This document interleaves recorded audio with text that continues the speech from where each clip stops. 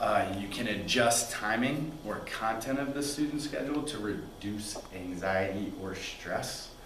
For example, a student may benefit from having a gym class in between math and English to give them that little mental break. So it's not just a, hey, let's go spend some time cooling down. They're actually cooling down in an academic fashion. Teach various relaxation techniques that the students can utilize when they feel frustrated or angry. Walk them through it.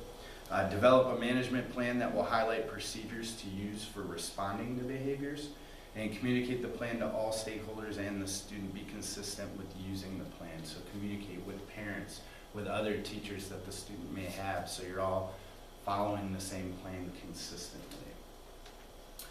Provide needed social skills training or mentoring for the student if needed. Provide wraparound services that can be implemented at home and at school, and this will provide consistency for students in environments that they encounter regularly. Be aware of IDEA regulations for special education students. Students with IEPs are allowed only 10 suspension days within the school year. If a scenario involving weapons or drugs occur, students can be placed in an interim alternative education setting for no more than 45 days. So they're only allowed to be suspended for those 10 days to make sure that, hey, they've done this behavior and we need to give them the consequence, but the consequence shouldn't be missing school. That's where they need to be. And so providing that alternative area is also helpful. If a behavior infraction occurs, the IEP team will meet to determine if the behavior is a result of the student's disability, if it's directly related to that disability or if it was something outside of that. For behaviors that continue to occur, a functional behavior assessment, or FBA, and a behavior intervention plan, or BIP, will be completed to help the student and the team manage that student's behavior.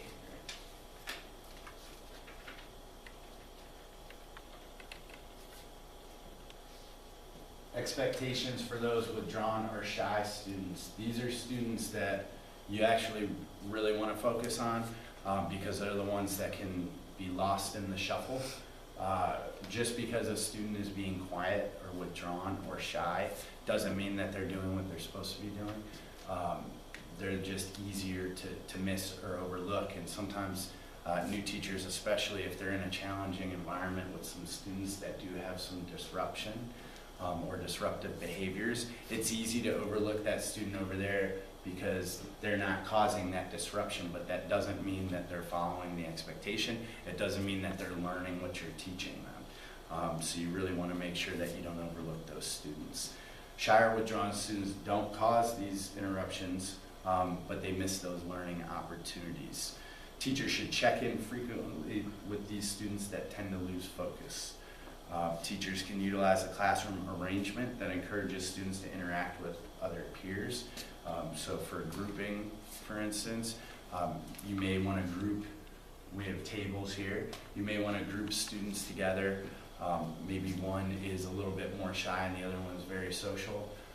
It'll kind of be a good influence on both. The one who is very talkative may actually take a cue from the shy student or the less talkative student and speak less, whereas the student who needs to open up a little bit more because we're teaching communication skills too, becomes more comfortable with that peer-to-peer interaction. The teacher may wish to implement group activities as well to foster these interactions. They may benefit from being given a role in the classroom or during group work that encourages them to get involved and sustain focus. So in that group activity, make sure that not just two of the three have a job and that one still does that withdrawn shyness and doesn't really participate, that all three of those students have a particular job of importance. Misconceptions of classroom management. Classroom management and discipline are not the same.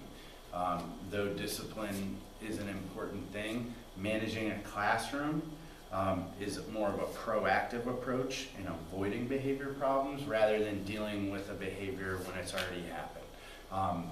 And that's the best way to keep kids engaged. You don't want to, again, spend the majority of your time correcting a behavior because then not only are you losing that student, you're losing other students as well. And so getting to that beforehand and creating that environment and creating that engagement with that student, that will lead to less disruption, and managing is actually better suited that way. Classrooms that are well managed aren't always quiet classrooms. Always push for discussion. Just because students are talking doesn't mean they're not talking about the right things or the right topics. I actually love when it's a little bit louder in my classroom. Obviously not yelling where the volume is high, but when students are talking, I love when I think they're talking about something and then I go peek and listen, and they're actually talking about what they're supposed to be talking about. That's an encouraging thing, and it helps to walk up to those students and say, I'm really glad that you're staying on task and talking. I'm loving what I'm hearing. Being that positive environment again. A classroom management plan does not always have to warrant a system of rewards and or punishments.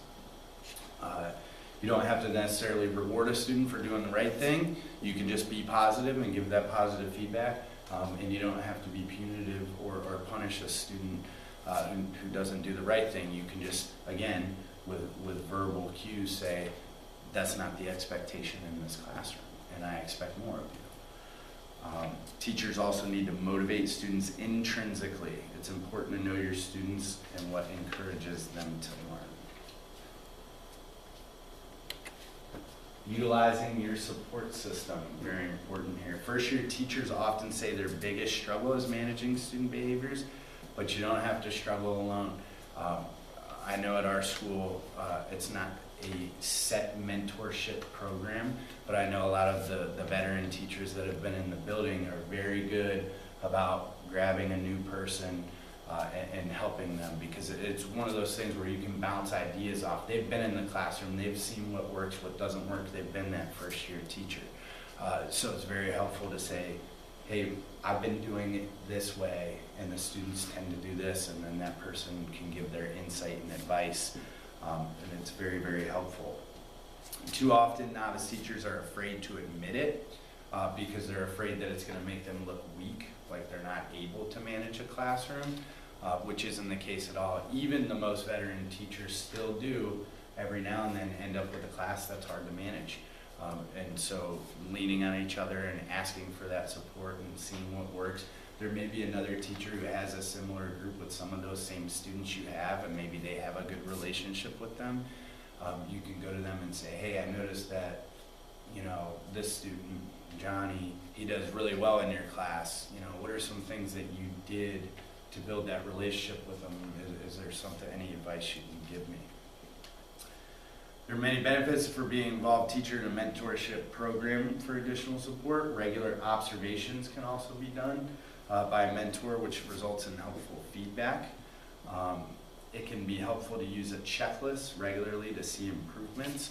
So if you go in and something clicks one day and a student that you haven't had this type of relationship with before or history with before, you haven't had much success with them, and then something works one day, mark that down, make a checklist, and every time something positive like that happens, if you mark it down, okay, this student is how I have to work with them one-on-one and interact with them. Teachers should self-reflect and have conversations with mentors about management style, what works well and what improvements can be made. Many schools are utilizing various mentorship programs to help new teachers. Online teacher support communities allow teachers to ask questions with fellow new teachers and experienced teachers. School districts provide training and professional development opportunities for new teachers as well. And some schools have new teachers meet frequently to learn about management techniques, school procedures, and other important initiatives.